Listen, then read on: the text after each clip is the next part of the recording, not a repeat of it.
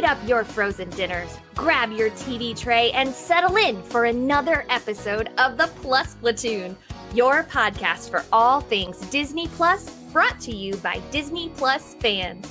Watch along with us every week as we cover all the new, the old, the good, and the bad on Disney Plus. So put down that remote, don't touch that dial, and welcome your fabulous Plus Platoon host. Hey everyone, welcome to the Plus Platoon. We're a Disney Plus fan podcast that gives honest, spoiler-filled reviews of movies and shows on Disney Plus. We'll look at new releases, coming attractions, and we'll even go back into the vault to revisit some of the classic Disney that's on the platform. Make sure you're subscribed and you will never miss a moment. I'm going to bring in Kate. Kate, good to see you this evening. Good to see you. I love your festive holiday backdrop you've got there. Yeah, that's kind of what happens when I can't go downstairs for a month because of because my post-surgical hip. But yep, I like it. Yeah, I mean, yeah, it worked out well. Next we've got Pete. Pete, how are you doing this evening? I'm doing good. You know what I mean? I was waiting for that. I was so wondering what you were gonna do. Yeah. I was so wondering. And last and certainly not least, we got a full platoon tonight. Steve, how's your week going? It's going great. Happy holidays, everyone. Yeah, happy holidays. Yes. Yeah, guys, we were not around last week just because of some different issues that came up, but you're not going to miss what we're going to talk about because we're going to hit both things this week. But if you have not already, please like, subscribe, share this show. So we've got some fun stuff. We're getting ready to go into our Christmas break. We've got some really fun shows coming up next January and February that I think you're not going to want to miss. So this week, we are going back into the early 90s, late 80s for Ernest Saves Christmas. Jim Varney as Ernest. The character originated in a bunch of commercials for down in the area. And those of you who have not seen him as Ernest also know him as the voice of Slinky in the Toy Story movies. But there were multiple Ernest movies made. I believe the first one was Ernest Goes to Camp. And then this was the second one that was made. This was actually one of the first movies that was ever made at Disney MGM Studios down in Florida. You can tell because when they do all the driving, that's on Epcot Drive. Because if you look in the background, you can see the different like Magic Kingdom and Epcot exit signs as they're driving. So, and the house was on their America's Street or whatever it was called for years. And so this was filmed in Orlando. I couldn't have tell. My favorite was the Apopka Snake Ranch. Yes. Yeah. Or old Orlando was all over this thing. Yes. My wife was like, "That's not what the airport looks like." I'm like, "It probably is what it looked like in 1988." Yes, in 88, that is what the airport looked like. Yeah. Actually, you can tell though because the gate numbers have not changed from the airport. So, story is Santa Claus has come to Orlando to find a replacement in a children's television host and runs into Ernest, the not so smart, not so very clumsy, accident prone, comedic relief sidekick, essentially. There's a girl that comes up, which I didn't realize you were born in that because she looked so much like you. Did anyone else think she looked like, and the mannerisms and everything? Like, it didn't look that much like Kate, but it was definitely giving Kate vibes. Yeah. All he did was lie the whole time. Well, not that part. Not that part. But no, no. Just there were definitely some mannerisms that were there that we love you, Kate. But okay, I'll take it. And to make a long story short, I know Pete's going to say too late, but they get there. The guy ends up accepting the job as Santa. Ernest saves the day because, of course, he saves Christmas, and everyone lives happily ever after. Essentially, at least we assume everyone lives, at least for that night, is happy. What going on past that night, we don't really know, but we weren't meant to know. So, okay. That being said, what about this movie was merry and bright? What was very good? And I'm going to cut Pete some slack on this one. Kate, I'll let you start with this. Well, so I have a question before I give my answer. I do have a question for Pete. Had you ever seen an Ernest movie before that you watched this? No, I remember the commercials. Okay. So And you didn't know what type of humor.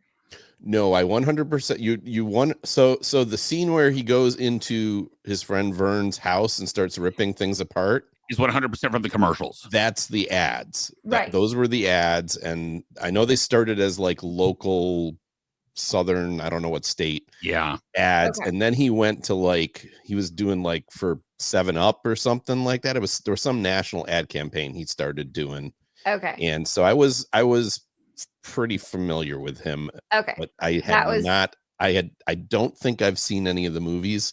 I definitely had not seen this movie. Okay. Because I think we're gonna have some differing opinions on this, and I was curious what you went into it knowing. So I essentially grew up with Ernest. I remember watching Ernest movies when I was little, and this movie came out in '88, so that's the year I was born. So I grew up watching Ernest movies. I didn't remember. Excuse me. I didn't remember them being as slapsticky as it was.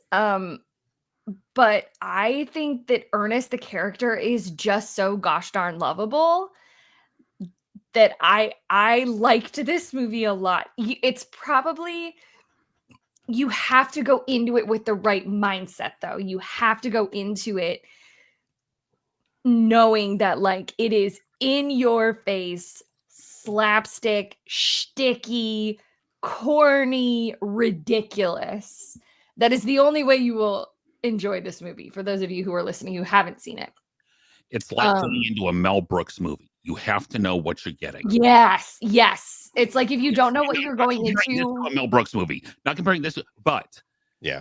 the idea behind it is it's like going into a It's like watching Monty Python and not knowing what you're going into. Right. Yeah. For sure. Or going into Rocky Horror Picture Show and not know what you're going in. It's like okay, that's another level. So. I loved the nostalgia of it because, like, that was my childhood. Like, that was my childhood, was just the clothes and the songs and the cars. And so it gave me very 1994 starring Meg Ryan and Tom Hanks Sleepless in Seattle vibes. So I really liked it. I thought the character acting, oh my God, so funny. Just the bouncing back between the two guys that had the reindeer, and he was like V M V M V M, and like that shouldn't be funny, but it had me laughing out loud. I really enjoyed it. So Pete, you go. So we're saying nice things, right? Yes. Okay. I actually chuckled when he did like character disguises. Mhm. There were several times in the movie where he did that, like he was like a snake herder or whatever you want to call it. And those actually made me chuckle. So I did appreciate those particular scenes. Yep. And I did, even though it was so predictable, I did enjoy towards the end the heartwarming bit of it. Again, wasn't nothing came as a surprise. Maybe it's because my wife's been making me watch a lot of Hallmark movies, and so I've been learning to appreciate something that is so obvious that you can't miss it coming, but still appreciate it. So he can be a charming character. There were points in this movie where he was a charming character. So there were points where he wasn't, but so there were bits that I did enjoy. What about you, Steve? I agree with you. I think what the favorite was when he was doing the character bits, like the old grandma or whatever, and the snake charmer. That's the parts I enjoyed. I also think that the two who played the Santa Clauses, like the current Santa Claus, and I thought those were really well cast. I felt like they had the spirit of what you'd think for Santa Claus. It was a cute story. I mean, for the most part. I have more to say on the other side, so I'm gonna pass it to Derek. I kind of figured. I do remember seeing this in the theaters, actually. This is one of the earliest first run movies I remember seeing in theaters. Of course, I saw all the Disney re-releases and all those kind of things, but this is one of the first run movies I can actually remember seeing in theaters. Would have come out when I was 8. But as Kate said, if you know what you're getting when you go into this is a fun movie. There's really not that much offensive in this at all. It's very vanilla. It's very safe. It's, as Pete said, it's heartwarming. Is it predictable? Yes. But if your target audience is 10 to 12-year-olds ish, or that early, that teenage, you want it to be predictable. Especially if it's, the Ernest movies were not known for high drama and high story quality. No, I wouldn't expect those things from this movie for sure. Personally, I think this is by far the best of all of the Ernest movies. I will say it's the only one that ever actually got any kind of international release. But as I said, it's fun. There are funny parts that make you laugh. Having done home repairs, when he's trying to pull the cord out of the wall and it just keeps going and going and going all the way up to like the light fixture. It's funny. I mean, again, don't go into this thinking it's a Hallmark movie at all. No, I didn't imply that. No. There's no romance at all. Oh, no. So no, I mean, I think it's a fun movie. That being said, I also understand it is not everyone's cup of tea. Steve, I'm going to have you start this one. Oh, so much to say. Your inner Grinch. What did you not care for? Save some for me, Steve. That's why I'm having you go last, because I figured from what you talked about earlier, you had plenty of a list. Yes. Okay, I'll mention 2. My first one is if Santa's getting ready to pass on his role to someone else, there was no urgency in the film. He was sort of like, yeah, I'd pick this person if he shows up. Yes, there was. Yeah, he had to have it done by 7 p.m. on Christmas Eve. But he was like, there was no like pressure. He's like, well, I guess he's going to show up. I hope he shows up. If he doesn't, Christmas dies. Oh, well. I mean, there was no urgency in this. Like, wouldn't you be like, yeah, to me, it's down here. I also found it boring. I found myself pausing and stopping it multiple times because I was losing interest. And then I went, oh, I have to go back and watch it. That was the things. And maybe it's just me. He reminds me a lot of Jim Carrey. And Jim Carrey, his movies just weren't my cup of tea. It was just too silly, not enjoyable. But I like Pee Wee Herman. Like the Pee Wee Herman movies, I like those. I find those hilarious. So this one was just over the top. And I got annoyed with all the mugging with the zoom in of the camera and out. Because not my cup of tea. And I knew what I was getting going in. Like I knew who he was and stuff. I can see some of the Jim Carrey comparisons. Mm-hmm. kind of. To me, Just like the big the mugging and over the top. Oh, he's not. Oh, if this is over the top, Jim Carrey's like over like the moon. I mean, this is. See, I am not a Jim Carrey fan. I'm not really either. So I am not. They're not exact, but that's the closest person I could read. Okay. No, but I would agree with you that it is the same type of. It's a very physical comedy. It's a very facial. But I like physical comedy. Like I love Lucy. Very funny. I'm being comedy. Right. But I Love Lucy was very physical and very facial, and just that's true. It did not keep my interest. Okay. I got bored multiple times. And I will stipulate that part. There are, this was an 1.5 hour movie that could have been an 1:15 hour. I will be perfectly honest. I was not a huge fan of the whole storyline with the girl. I kind of get why it was there, but there's not really any good resolution in the fact that no one seems to care that this girl ran away from home over a month ago. And no one seems to care that she's going home, but we don't know how mom's going to treat her. And she felt like she was only there to provide a little bit of a, I'm going to lie, and the stealing of the bag trope is the only reason she was there. I don't think she really, adding anything to this movie is rather, it's like saying, there's actually something to add to in this movie. Yeah. But that's the part that really could have been trimmed back for me personally. Yeah. Kate? So again, and it's just reiterating what you said, I don't think I would have liked this movie if I had gone into it expecting anything other than what it was. If you don't like that very, very animated, but now Steve's got me thinking, because he's right. I'm not a Jim Carrey fan, but I am a huge Lucille Ball fan. Or I'm not so much like a Ben Stiller fan, because Ben Stiller tries to do that shticky comedy. But Carol Burnett, I love Carol Burnett, and she does the same. She does a lot of Carol Burnett stuff was way smarter than this, though. I would agree.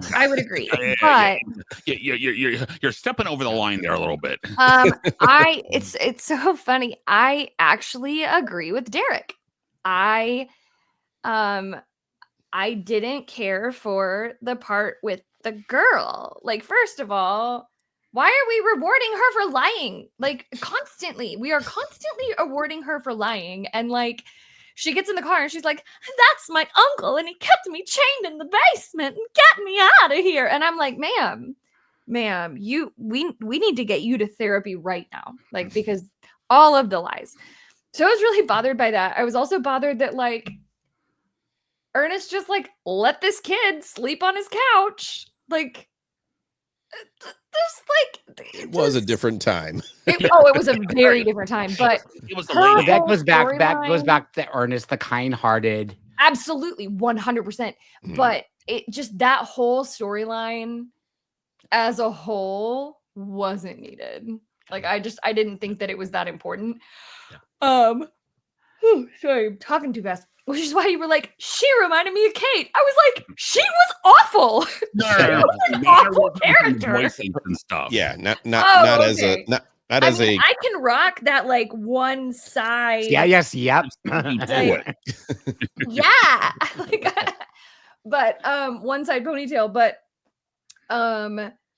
so I really don't have this is just a shticky Christmas movie. I didn't go into it thinking it was anything serious, and I think that's why I liked it so much.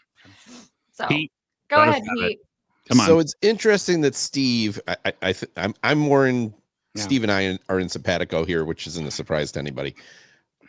I liked what you said about Pee Wee Herman, because the same thing. I was like, but Pee Wee Herman's funny, and I think he's not. He's annoying. Okay, that's what I think about Ernest, because that's fair. The parts I least liked about this movie were him. the really super mugging, like driving the cab, and when he goes to see Vern and he's ripping apart the house, and I mean there were scenes in there that was just like, this character is unfunny and an idiot and just obnoxious. And I always felt like Pee Wee Herman, yeah, it's stupid, but there was also a level of cleverness underneath, and there's no cleverness in this movie. And I don't know, I just so that's why I think Jim Carrey is similar, because I think some of his movies are good, but a lot of them are really just like like I think Ace Ventura, though I did like the first Ace Ventura, but the first one was tolerable. The rest of them are horrible. Right. But I just think that, I don't know, I think it's just stupid mugging. And I mean, Kate mentioned like in the airport, I couldn't stand those two guys in the airport. That was just like, I thought they were hilarious. oh my God. I mean, so funny. I chuckled like 4 or 5 times in this entire movie, and none of it was at that kind of stuff. It was more at like comments people were making or whatever. Or as I said, when he dressed up and he was like being a different character, then kind of the overtopness of it worked, because like, okay, he's being this snake guy and he's playing this like Florida swamp guy, and it's kind of funny. But when he was and just he gets being Santa Claus to pretend to be a snake. Yeah, right. Yes. Right. I don't know. Or when he went in as the woman, right. he And went into the it thing, was, and he was like, "It's so sad when you have 2 sons, and one of them is good, and one of them is bad, and one of them it's is funny. dead." I did like that, but when he was just being earnest, I just found him Right. obnoxious and not funny. And so like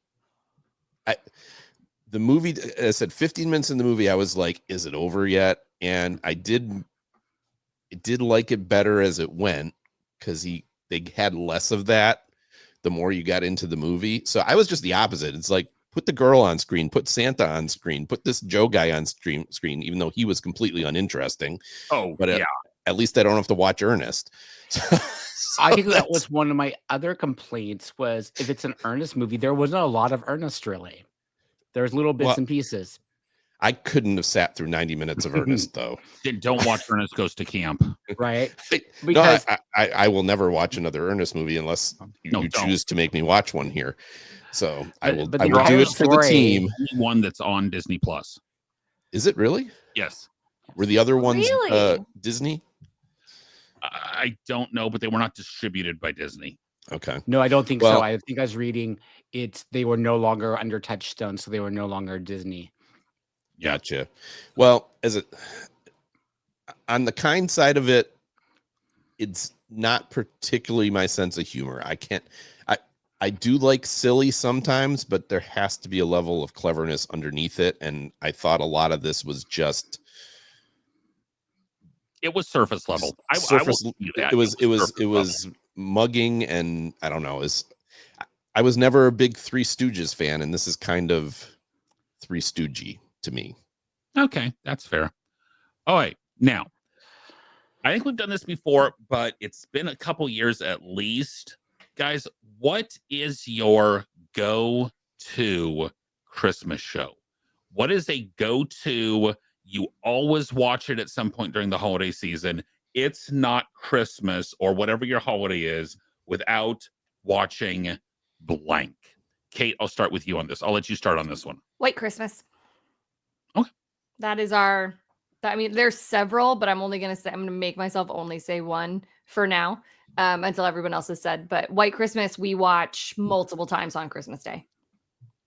Wow. Okay. I want to let you guys go, because I have 3 or 4 I could pick from. So I've got several too. So I'll let you go ahead. Oh, go ahead. Okay. I love watching Rudolph, even though there's a lot to pick on in that. And we were watching it the other day, and I don't know, it's to me so quotable and so classic Christmas.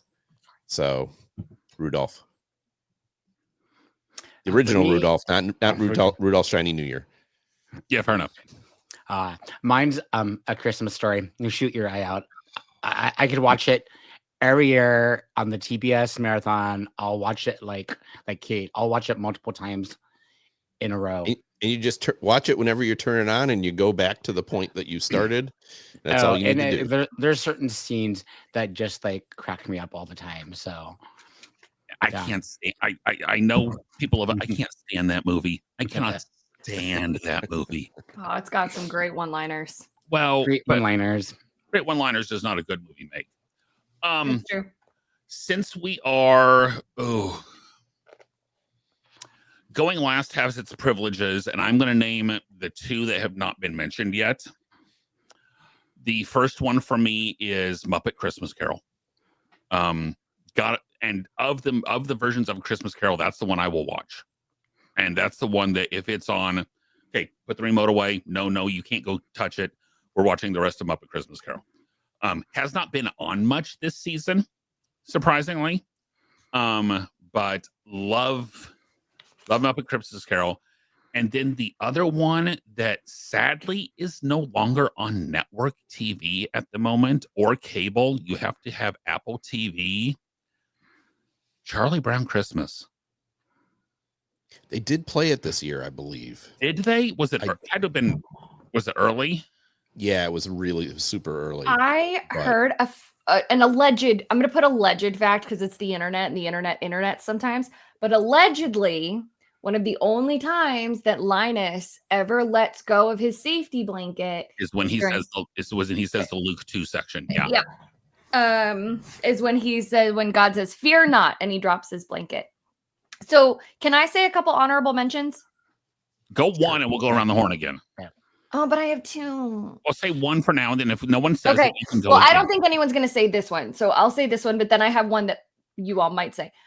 If you've never seen the movie Klaus on Netflix, go watch it. Go watch it. Go watch it.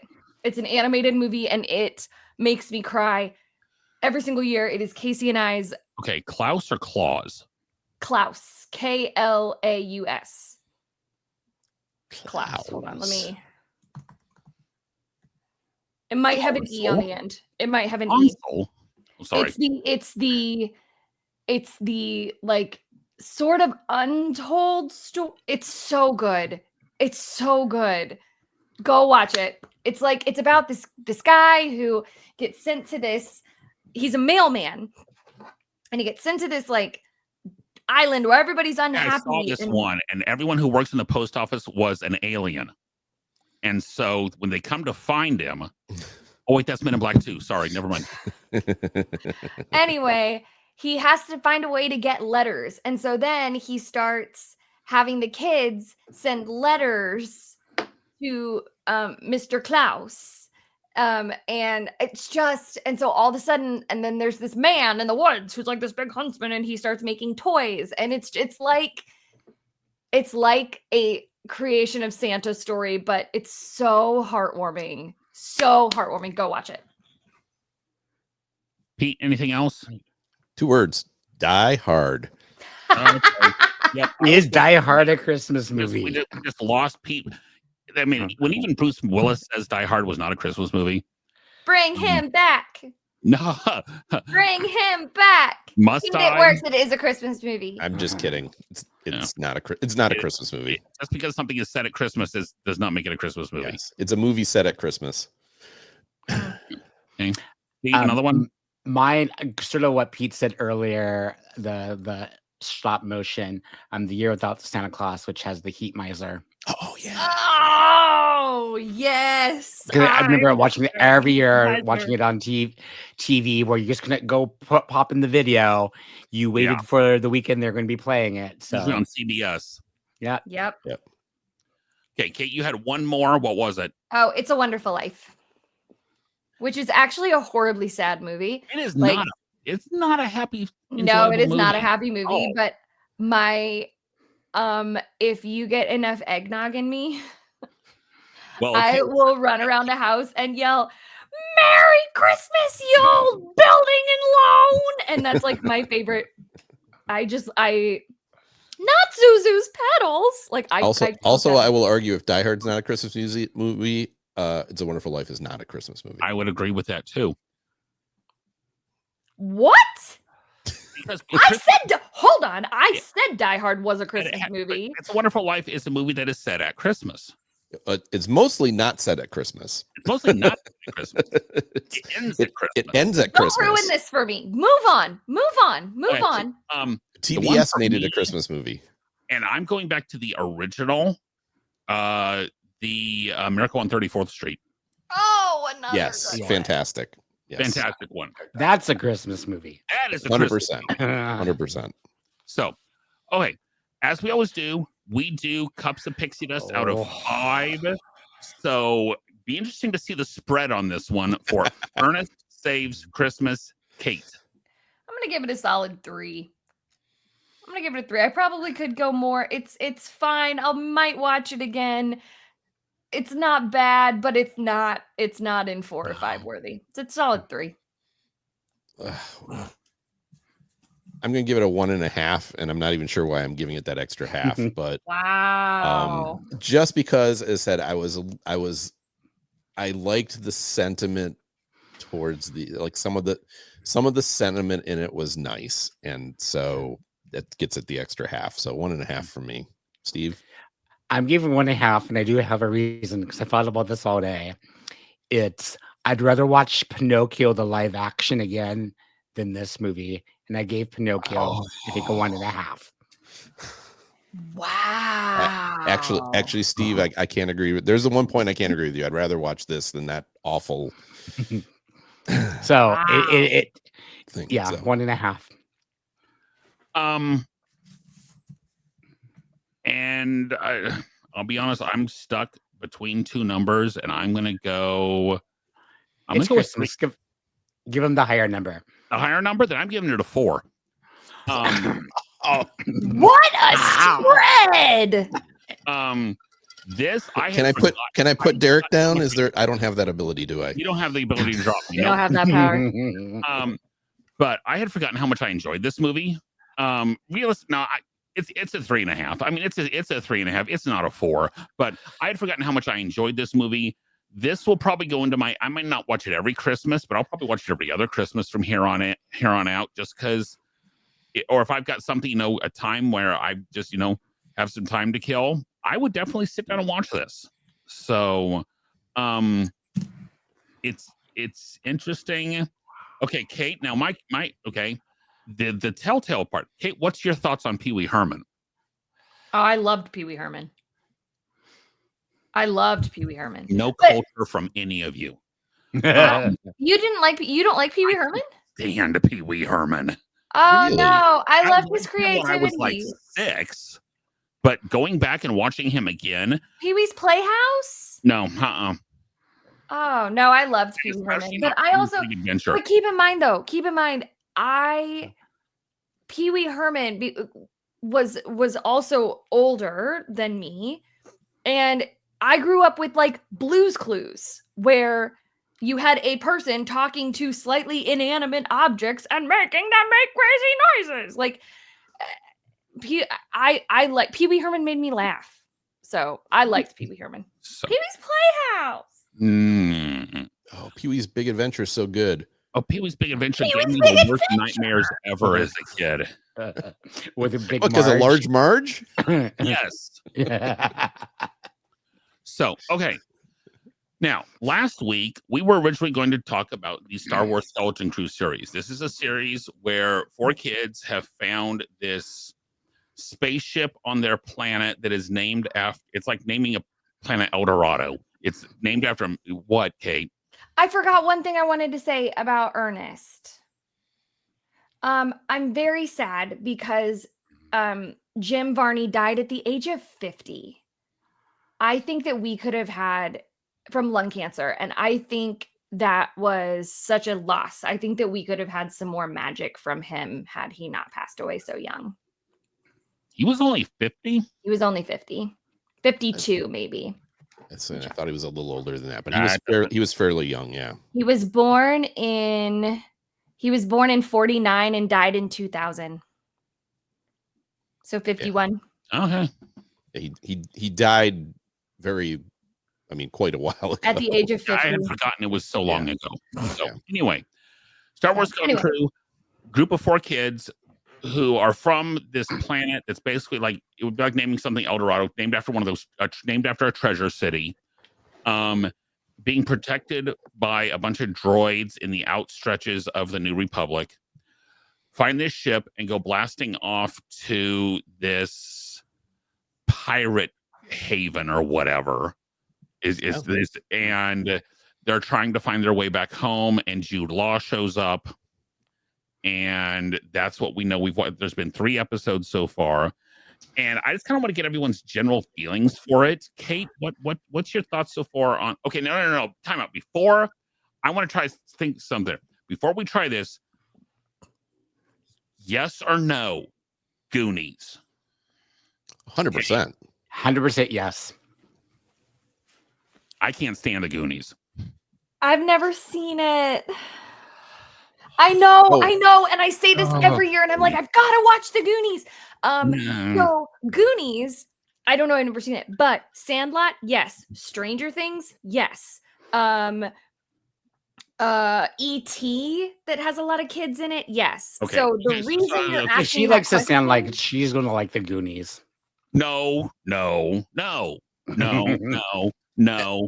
will say as an adult, I did not like the Goonies as much as I did as a child. Okay. Like I showed it to my daughter and I was like, this is okay. Yeah, so anyway, but that's just it. I'm trying to figure out if liking this and liking, because this has been sold as the Goonies, this has been sold by Disney as the Wonder Years, so it's not like, that. Well, no, yeah. like a nostalgia, Wonder Years nostalgia type thoughts behind it. It's based on some of their ad stuff. So anyway, Kate, thoughts on Skeleton Crew after the first 3 episodes? So I've watched it. My biggest, and I'm pretty sure, I think Steve agrees with me on this, because even when I was watching, just when we were just watching the first and second ones, I said this, it's so dark. It is visually so dark. I can't follow what's happening.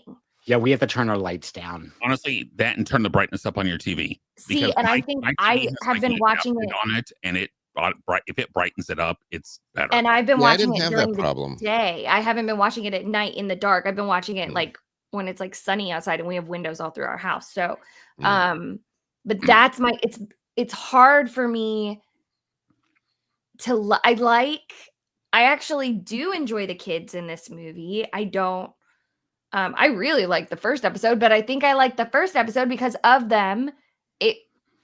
The beginning of it wasn't as dark.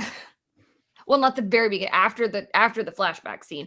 I'm just having trouble getting past the dark color, not the tone, but the visual. It's just not well lit, and it's making it hard. So I'm withholding judgment. I don't dislike it, but I got to see how it goes. Pete, what about you?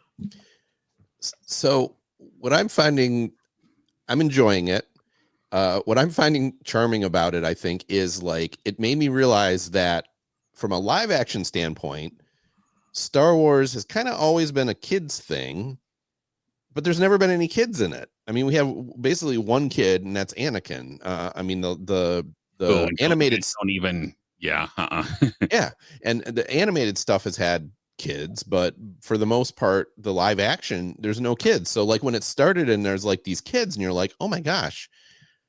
I've never really seen kids in live action Star Wars. I was brought up on Amblin style, so the Goonies and E.T. and those type of movies. Flight of the Navigator is another kind of this movie. You get that feeling too, and I'm enjoying it, and I'm also enjoying the piratiness of it, which is in some ways out of place in Star Wars with how piratey it is, but like the droid on the ship SM, and did everybody get SM-33 SMEE SME? Mm-hmm. Oh, I did not get that now. That went over my head. So the robot is SME. Yeah, he's got one eye. Yeah. Actually, one of the pirates on the ship, there's a 3-eye pirate, and he has an eye patch. He's missing one eye. He has an eye patch. But and then like when they were in the brig or whatever they called it, right, the first scene when they're in the brig, you can hear from Pirates of the Caribbean, you can hear them whistling for the dog. You can hear someone whistling for the dog. Yeah. There's a bunch of theme park references in it. One of the ships in the out in the by the pirate area was the Star Tours ship. Yes, it was. Huh. Yeah. And there was a Goonies reference in one of the episodes when he walked up to total, like, almost very similar. Yeah, it was. I mean, it was definitely referential when they're walking by the moon in the third episode. That was kind of like E.T. and Elliot flying by the moon. So I'm in. Is it an amazing show? No, I'm enjoying it. I'm charmed by it. Especially Neil. He's such a fun character. I really like him.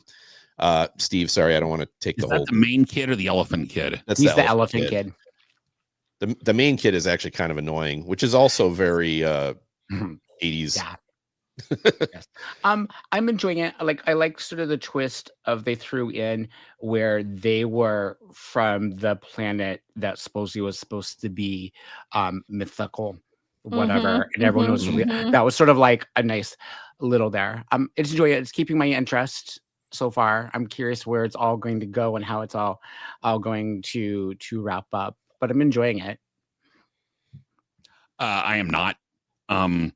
So far, I have come to figure out that I'm apparently very selective on what shows I like that star preteens and like tweens in that age group. I think the first 3 episodes could have been one 45-minute episode instead of an hour and a half.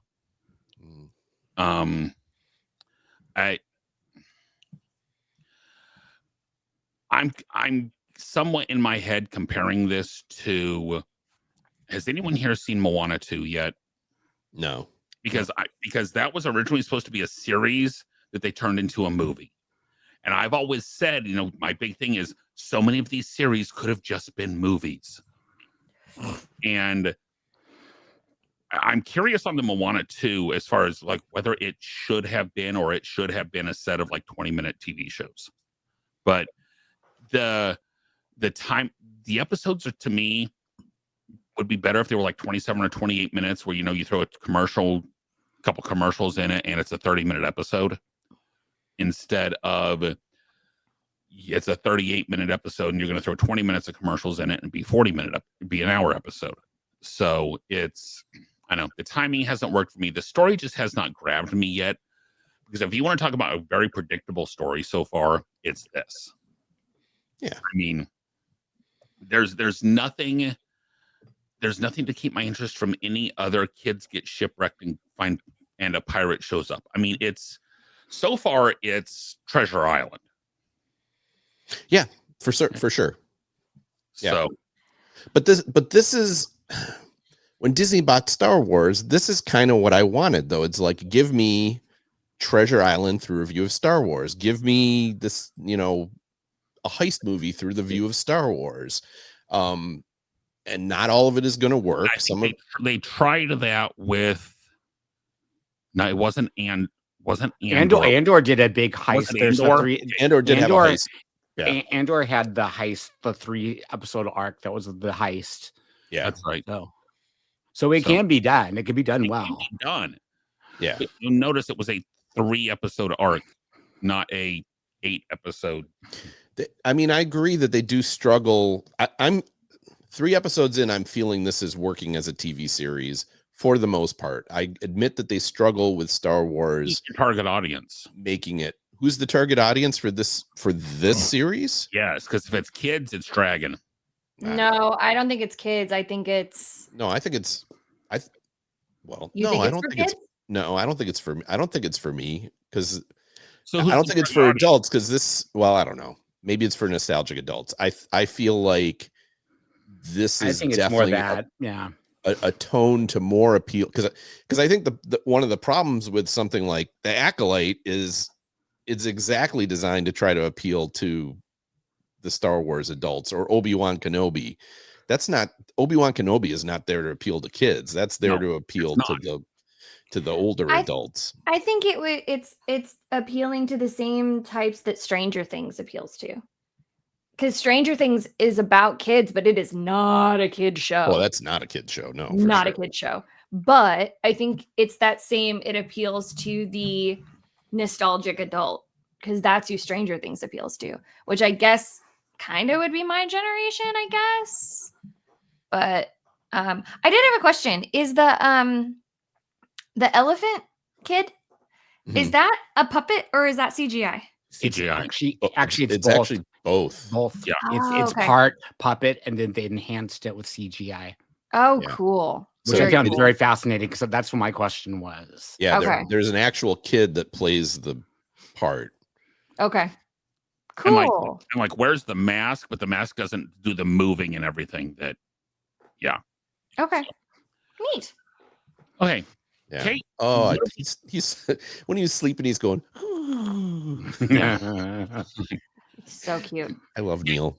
what do we got for Disney Plus news? We this week? only have one thing for the Disney Plus news. Malcolm in the Middle will be returning with a 4-episode stint on Disney Plus. The show will feature all of the original cast and will focus on Malcolm's parents celebrating their 40th anniversary. I never actually watched this show. To be Was perfect. this the one with Frankie Muniz? Yes. Yeah. Yeah, I would watch it if it Driver. was on every now and then, but It was one of the episodes of WandaVision was 100% Malcolm in the Middle. yes. Well, yes. But I watched it.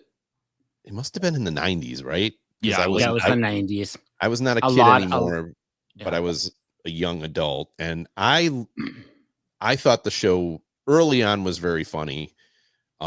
I think this is a weird choice to bring back for 4 episodes, and why make 4 episodes? Why not just a TV movie? Yeah. Right. So, Yep. But okay. With it being Christmas time, this is the time where we take our annual. We're going to take about 3-4 weeks off, just kind of help us reset, spend some time with family. So we will be returning on January 16th for season 5, guys. What? Yeah, That's bonkers. coming up How on many episodes have we done now? this is episode 192. Oh my God, you guys! That's crazy. And keep in the back of your mind, going to be doing something special for episode 200 when it comes up. Oh my gosh, 200 episodes? That's bonkers. That's so fun. Good job, us. Cheers, everybody. So as I said, we'll be back January 16th. If you have suggestions on stuff we should hit next year, because so far next year is looking pretty darn lean. oh my Especially gosh, January is like 0 other than Skeleton Crew finishing up. Yeah. So if you've got suggestions, email us at plusplatoon@gmail.com. Message us on Facebook, Twitter, Instagram, YouTube, anywhere. You message us, we will reply, even if we don't think it will work. We'll at least let you know that why we don't think it'll work. We have new episodes will still be on Thursdays on YouTube and all the major podcasting services. For Kate, Pete, and Steve, I'm Derek. Hope everyone has a very happy holidays, and we will see everyone next year. Bye, guys. Happy New Year, everybody. Bye.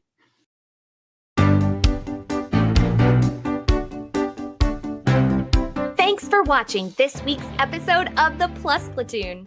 Be sure to subscribe to the Plus Platoon podcast to keep getting great content each week. Then head over to Apple Podcast and leave those 5-star reviews as they help make the Plus Platoon visible to even more Disney Plus fans.